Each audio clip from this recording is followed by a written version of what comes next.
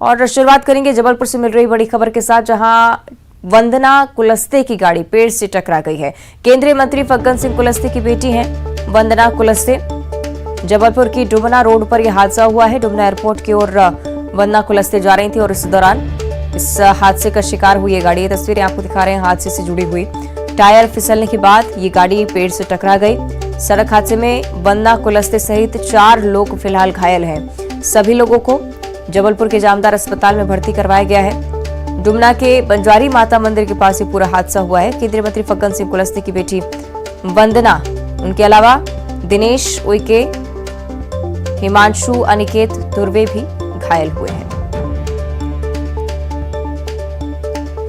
तो वंदना कुलस्ते समेत 4 अन्य लोग जो कि इस पूरी दुर्घटना में घायल हुए।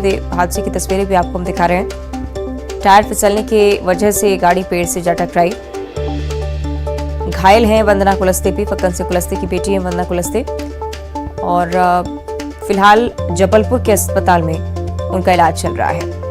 बताया जा रहा है कि टायर फिसलने की वजह से ये कार अनियंत्रित हुई और पेड़ से टकरा गई। एयरपोर्ट की ओर जा रहे थे सभी और उसी दौरान ये पूरा हादसा हुआ। डुमना के बंजारी माता मंदिर के पास का यह हादसा। केंद्रीय मंत्री फग्गन सिंह कुलस्ते की बेटी वंदना के अलावा दिनेश उइके, हिमांशु, अनिकेत धुर्वे भी इस दुर्घटना में घायल हुए हैं। जबलपुर के अस्पताल में फिलहाल सभी का इलाज जारी है। तो सभी घायलों को जबलपुर के जामदार अस्पताल में भर्ती करवाया गया है। टायर फिसलने की वजह से ये कार बेकाबू हुई और पेड़ से टकरा गई। डुमना एयरपोर्ट की ओर सभी जा रहे थे। वंदना कुलस्ते, फग्गन सिंह कुलस्ते की बेटी भी इस कार में सवार थी। तो वंदना कुलस्ते की गाड़ी पेड़ से टकराई है। केंद्रीय मंत्री फग्गन सिंह कुलस्ते की बेटी है वंदना कुलस्ते। उनके साथ 4 अन्य लोग भी इस कार में मौजूद थे जो कि इस हादसे का शिकार हुए। ज्यादा जानकारी के लिए सहयोगी पवन का रुख करेंगे। पवन, किस वजह से हुआ हादसा और क्या कुछ जानकारी फिलहाल घायलों को लेकर? जी, फिलहाल घायलों की स्थिति ठीक है और जो 4 लोग सवार थे जिनमें फग्गन सिंह कुलस्ते की बेटी भी शामिल हैं, जो दिल्ली जाने के लिए कार से निकले थे डुमना एयरपोर्ट जाने के लिए और टायर फिसलने की वजह से कार का यह हादसा हुआ है, जिसमें कार का अगला हिस्सा बुरी तरह क्षतिग्रस्त हो गया और कार देख के ही अंदाजा लगाया जा सकता है कि किस तरह से यह हादसा हुआ था। फिलहाल सभी का इलाज चल रहा है और जबलपुर के एक निजी अस्पताल में ही उन्हें भर्ती किया गया है। ठीक है, शुक्रिया आपका पवन जानकारी के लिए। इधर जशपुर से अगली बड़ी खबर है, जहां जशपुर जिले के जंगलों में एक बार फिर से भीषण आग लग गई है। लोरो घाटी, सोगड़ा और सन्ना के जंगल में अब आग लगी है। आग से जंगल को भारी नुकसान पहुंच रहा है। जंगल में आग लगने से वन्य जीवों पर संकट मंडरा रहा है। आग बुझाने में वन विभाग के कई कर्मचारी जुटे हुए हैं। स्थानीय लोग भी वन विभाग की टीम की मदद कर रहे हैं। महुआ के लालच में लोग जंगल की ओर जाते हैं और वहां पर आग लगा देते हैं। इस वजह से ये आग पूरे जंगल में फैल जाती है। जशपुर की ये तस्वीरें हम आपको दिखा रहे हैं। ना सिर्फ वन विभाग की टीम यहाँ पर मशक्कत कर रही है, बल्कि स्थानीय लोग भी पूरी कोशिश कर रहे हैं कि इस आग पर काबू पाया जा सके। लेकिन आग से जंगल को भी भारी नुकसान, साथ ही साथ वन्य जीवों पर जो संकट मंडराता है उसकी भी तस्वीरें छत्तीसगढ़ के कई अलग अलग जिलों से सामने आ चुकी हैं। सहयोगी दीपक हमारे साथ ज्यादा जानकारी के लिए जुड़ रहे हैं। दीपक, क्या स्थिति फिलहाल मौके पर? जी, मैं आपको बताऊं कि कल रात से जो है जशपुर जिले के कई इलाकों में जंगल में भीषण आग लगी हुई है। लोरो घाटी, सोगड़ा और सन्ना क्षेत्र के कई जंगलों में यहाँ पर आग लगी है, जिससे कई किलोमीटर तक जंगल जो है जलकर खाक हो चुके हैं। और आग लगने की सूचना के बाद जो है स्थानीय लोग आग बुझाने निकले हैं घरों से अपने अपने, और वहीं जो वन विभाग के आला अधिकारी कर्मचारी जंगलों में जाकर आग बुझाने की कोशिश कर रहे हैं। और आग इतनी भयावह है कि उसे बुझाने में काफी दिक्कतों का सामना करना पड़ रहा है। वहीं जो जंगल के जंगली जानवर हैं और पशु पक्षी हैं, वो जंगलों से बाहर निकल जा रहे हैं। फिलहाल जो आग बुझाने की सिलसिला है वो जारी है, लेकिन आग पर काबू नहीं पाया जा सका है। चलिए, उम्मीद यही कि जल्द से जल्द इस आग को बुझाया जा सके। शुक्रिया आपका दीपक जानकारी के लिए। तर बागेश्वर धाम के पंडित धीरेन्द्र कृष्ण शास्त्री और कथावाचक देवकी नंदन ठाकुर ने मथुरा में श्री कृष्ण जन्मभूमि के लिए आंदोलन की तैयारी पूरी कर ली है। इसी सिलसिले में पंडित धीरेन्द्र कृष्ण शास्त्री और देवकीनंदन ठाकुर ब्रिज में हैं। पंडित धीरेन्द्र शास्त्री ने मथुरा में कहा है कि श्री कृष्ण जन्मभूमि का मुद्दा बहुत पहले उठना चाहिए था। ये दुर्भाग्य की बात है कि इसमें इतनी देर हुई, लेकिन हमने ये मुद्दा उठाया है। मानना है कि अयोध्या में श्री राम के भव्य मंदिर की तरह मथुरा में श्री कृष्ण का दिव्य मंदिर बनना चाहिए। देवकीनंदन ठाकुर ने भी कहा कि श्री कृष्ण जन्मभूमि के लिए विशाल जन आंदोलन किया जाएगा। उन्होंने कहा कि औरंगजेब ने यहाँ श्री कृष्ण का मंदिर तोड़ा था और मूर्तियों को आगरा की जामा मस्जिद की सीढ़ियों में गाड़ दिया था। उन्होंने चेतावनी दी है कि 5 दिन में अगर वो मूर्तियां नहीं दी गईं तो आगरा में कानूनी कार्रवाई की जाएगी और देशव्यापी आंदोलन होगा। लगे ब्रिज आना चाहिए, इसलिए हम भी चले आए। हमारा अगर बात करें तो जन्मभूमि का भी मुद्दा चल रहा है, ब्रज में आता है, तो उस पर क्या चर्चा हुई, किस तरीके से इस आंदोलन को रद्द रूप दिया जाए ताकि जन्म श्री कृष्ण जन्मभूमि जो मुक्त हो। सभी संत इसके लिए तैयार हैं, बस आप लोग तैयार नहीं है, यही दुर्भाग्य है। जन्मभूमि का मुद्दा जो हम उठा रहे हैं, हमारे बड़े भैया पूज्य श्री ठाकुर जी उठा रहे हैं, यह मुद्दा आज का नहीं और अभी नहीं उठना चाहिए, तो बहुत पहले उठना चाहिए था। ये हमारा दुर्भाग्य है, लेकिन देर से जागे पर जागे तो। और हमारा मत ऐसा कहता है कि एक एक ब्रजवासी इस बात को चाहता है कि जिस प्रकार अयोध्या के रामलला स्वतंत्र हुए और दिव्य और भव्य मंदिर बन रहा, वैसे ही मथुरा में श्री कृष्ण जन्मभूमि में भी दिव्य और भव्य मंदिर बनना चाहिए। तो 5 दिन का समय दे रहा हूं, 5 दिन के भीतर भीतर भाईचारा निभाएं और वो मूर्तियां हमको दे दें।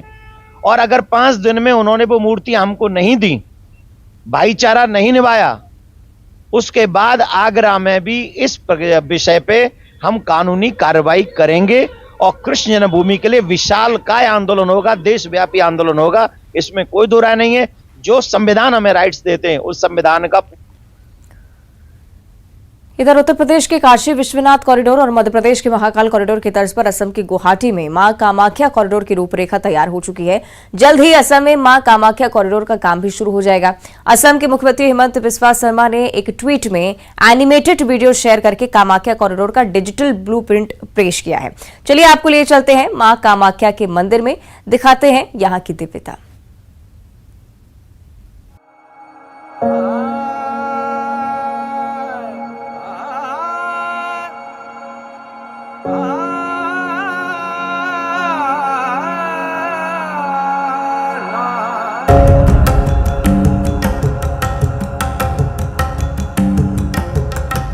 भारत भूमि सनातन के एक नए स्वर्णकाल की साक्षी बन रही है। ये वो वक्त है जब करोड़ों सनातनी आस्था के आसमान पर पहुंचकर शाश्वत सनातन को महसूस कर रहे हैं। वही सनातन जो संपूर्ण, शाश्वत, सदैव, सर्वदा है। केदारनाथ, बद्रीनाथ और शिव के त्रिशूल पर स्थित काशी से लेकर कालों के काल महाकाल की पावन नगरी उज्जैन तक हर मंदिर का शिखा ध्वज सनातन की गाथा सुना रहा है। सनातन की इस महिमा का गुणगान आज इसलिए क्योंकि काशी विश्वनाथ और महाकाल कॉरिडोर के बाद अब एक और आस्था का केंद्र भव्यता का रूप लेने को तैयार है। महाकाल का अद्वितीय महालोक आकार ले चुका है। काशी विश्वनाथ मंदिर का कायाकल्प हो चुका है। केदारनाथ का भव्य पुनर्निर्माण जारी है और अब मां के दरबार की बारी है। विश्व प्रसिद्ध शक्तिपीठ जिसे हम कामाख्या नाम से जानते हैं, अब मां का ये शक्तिपीठ एक अलौकिक रूप लेने जा रहा है। पीएम मोदी ने मां कामाख्या कॉरिडोर के निर्माण का जो संकल्प लिया था, वो जल्द ही साकार होने जा रहा है। असम के मुख्यमंत्री हेमंत बिस्वा शर्मा ने एक ट्वीट में एनिमेटेड वीडियो शेयर किया है, जिसमें कामाख्या कॉरिडोर का डिजिटल ब्लूप्रिंट है।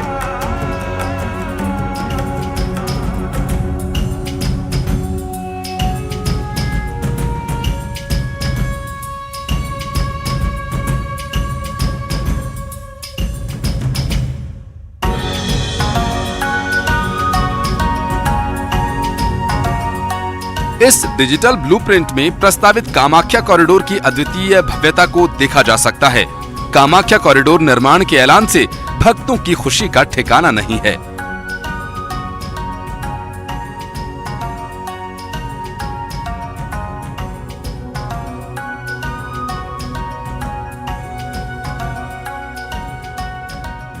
धर्म की जगह अच्छा ही तो सब कर रहा है। ऐसे में मोदी सरकार कहना है, मोदी सरकार क्या क्या कर रहे हैं सब तो आप देख ही रहे हैं ना।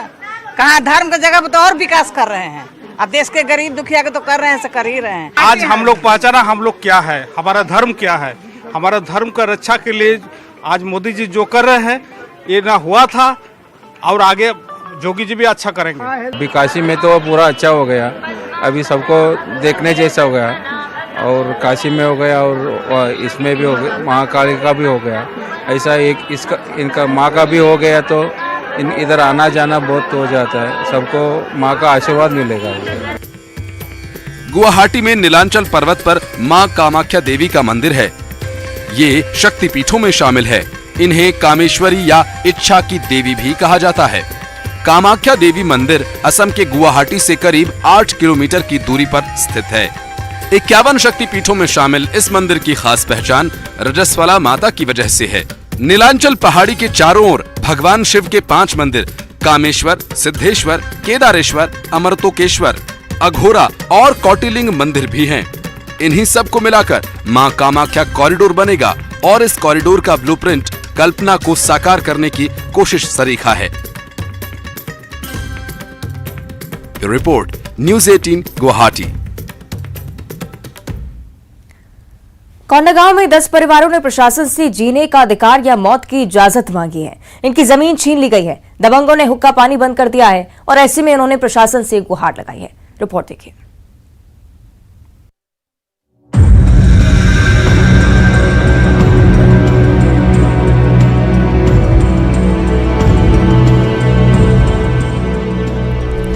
शांतिपूर्ण जीवन का अधिकार या मौत की इजाजत। कोंडा गांव में 10 परिवार यहीं गुहार लेकर कलेक्ट्रेट पहुंचे। इनमें बच्चे, बुजुर्ग, महिलाएं, पुरुष सभी हैं। इनकी जमीन छीन ली गई है। दबंगों ने हुक्का पानी बंद कर दिया। ये सभी धनोरा तहसील के सवाला गांव के रहने वाले हैं, लेकिन अब पुरखों की जमीन इनके पास नहीं है। इनका आरोप है कि एसडीएम नायब तहसीलदार ने पक्षपातपूर्ण कार्रवाई करते हुए इनका खेत ग्राम पंचायत को दे दिया। बेघर हुए इन ग्रामीणों का कहना है कि ये आजादी से 100 साल पहले से यहाँ खेती कर रहे हैं, लेकिन दबंगों ने इनके खेत पर कब्जा कर दिया है। इनके खेत को नष्ट कर दिया और इसमें प्रशासन ने साथ दिया। हम तो वहाँ 54-55 से काबिज हैं और 2014 में हम सीमांकन करवाए। सीमांकन कराने के बाद ये लोग शासकीय घोषित कर दिए, इतना ज़मीन शासकीय है बोल के, तो उसको वन पट्टा के लिए आवेदन किए। वन पट्टा को ये लोग छीन छीन के फाड़ दे के फेंक देते हैं। मुख्यमंत्री तक किए हैं, लेकिन सबको फाड़ देते हैं, नहीं देते हमको। कारण हम लोग 52 लोग हैं। 10 परिवार। खेत पर कब्जे का विरोध करने पर गांव के दबंगों ने इन परिवारों का हुक्का पानी बंद कर दिया। दबंग इन्हें शासकीय योजनाओं का लाभ तक नहीं दे रहे हैं। ऐसे में इंसाफ के लिए ये अपना घर छोड़ कलेक्ट्रेट के बाहर पेड़ के नीचे बैठे। हमारा अब 3 पीढ़ी बीत, अब तीसरा पीढ़ी चल रहा है। खेती काबिज किए हैं, उसमें 9 एकड़ 20 डिसमिल तहसीलदार और एसडीएम साहब उसको शासकीय भूमि करके पूरा समतल करवा दिए। हम उसी से पालन पोषण करते थे और हम लोग को गांव से बहिष्कृत किए हैं। 3 साल हो गया। 3 साल हो गया, वहाँ से हम लोग को रोजी रोटी कुछ नहीं मिलता, ऊपर से शासकीय काम भी बंद। ग्रामीणों की गुहार पर कलेक्टर ने संज्ञान लिया है और एसडीएम की अगुवाई में 3 सदस्यों की टीम बनाई है। एसडीएम ने कहा है कि मामले की जांच होगी और जो भी दोषी होगा उसके खिलाफ कार्रवाई की जाएगी। इस दर्शन में ही सावला गांव के ग्रामीणों के द्वारा एक आवेदन प्रस्तुत किया गया है और इस आवेदन पर आदरणीय कलेक्टर सर ने एक संयुक्त टीम बना के इसमें जांच करने की विधिवत जांच करके जो दोषी हैं उनके ऊपर कार्रवाई करने के लिए निर्देशित किया। प्रशासन कार्रवाई की बात कह रहा है। इस मामले में अधिकारियों पर भी आरोप लग रहे हैं। ऐसे में सवाल है कि क्या उनके खिलाफ भी एक्शन होगा और क्या इन ग्रामीणों को शांति से जीने का अधिकार मिलेगा। विवेक श्रीवास्तव, न्यूज़ 18 कोंडागांव।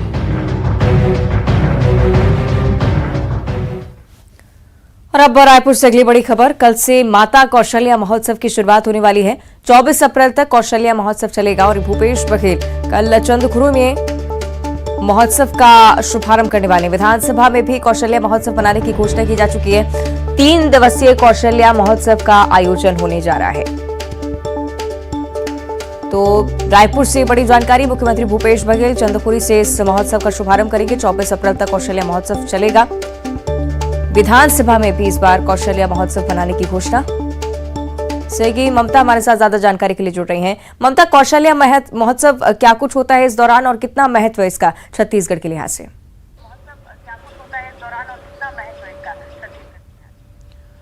देखिए, विधानसभा में मुख्यमंत्री भूपेश बघेल ने घोषणा की थी और उसके बाद ये आयोजित किया जा रहा है। 2 दिनों तक ये महोत्सव चलेगा, कल से और 24 तारीख तक ये महोत्सव चलेगा। और इसमें माता कौशल्या की जो जन्मभूमि है चंद्रखुरी, वहाँ पर मंदिर के आसपास काफ़ी भव्य आयोजन किया जाएगा। और छत्तीसगढ़ की कला, संस्कृति और इतिहास को खासतौर पर अगर हम बात करें तो विश्व पटल पर, ऐसा सरकार का कहना है कि तक पहुँचाने के लिए लगातार इस तरह के आयोजन किए जाते रहे हैं। और इस आयोजन के जरिए ये कोशिश की जा रही है कि पूरी दुनिया में लोग जो है वो माता कौशल्या के बारे में जाने, देश भर में जाने और जन्मभूमि के बारे में जाने। तो मुख्यमंत्री भूपेश बघेल इसका उद्घाटन करेंगे। संस्कृति मंत्री, पर्यटन मंत्री और तमाम जो मंत्री हैं उसमें शामिल होंगे। आसपास से गांव के लोग शामिल होंगे। और इसके अलावा अगर हम बात करें तो राज्य शासन के स्टॉल भी लगाए जाएंगे और भजन संध्या होंगी, वहाँ पर पूजा पाठ होंगे और ये बताया जाएगा, इतिहास बताया जाएगा। और साथ ही बताया जाएगा कि तस्वीरें सामने आती है। ममता, इंतजार रहेगा तस्वीरों का। शुक्रिया आपका जानकारी के लिए। और इसी के साथ बुलेटिन में इतना ही। देखते रहिए न्यूज़ 18।